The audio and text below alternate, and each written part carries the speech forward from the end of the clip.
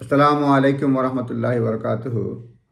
কথা বলবো stump duty নিয়ে।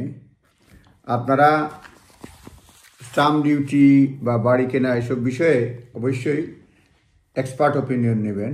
আমি জাস্ট ইনফরমেশন হিসেবে আপনাদের সঙ্গে শেয়ার করতেছি।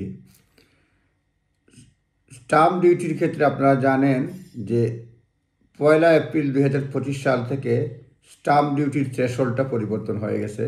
সুতরাং যারা বাড়ি কিনতে চান, হাতে পয়সা আছে, স্টাম্প ডিউটির পয়সা সেভ করার জন্য আপনারা 31 মার্চ 2025 সালের আগেই বাড়ি কিনে ফেলুন।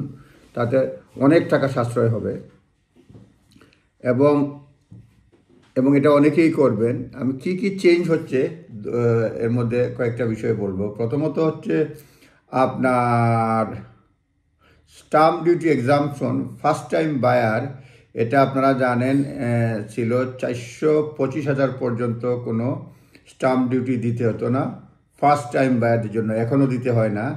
ফার্স্ট টাইম বায়ারদের জন্য এখনও স্টাম্প ডিউটি দিতে হয় না আপ টু 425,000।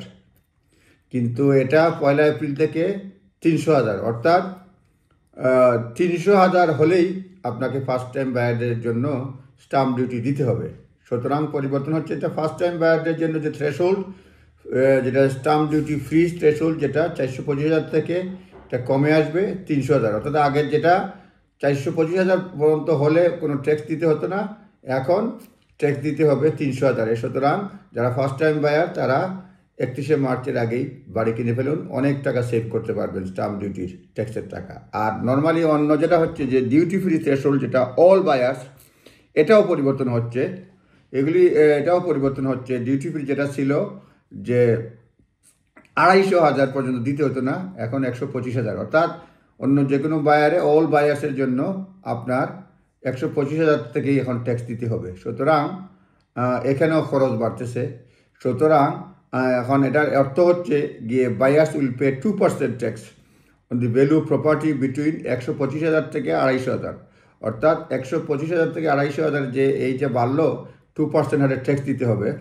এবং যদি আপনারা purchase on or before 31 March যদি করে ফেলতে পারবেন, তাহলে অনেক টাকা বাঁচাবেন, several thousand pound আপনারা বাঁচাবেন। সুতরাং দেখে নেন। এছাড়াও বাড়ি যারা কিনবেন সেক্ষেত্রে বিভিন্ন ধরনের খরচ রয়েছে, সেটা কীভাবে সেভ করা যায় টুকটাক।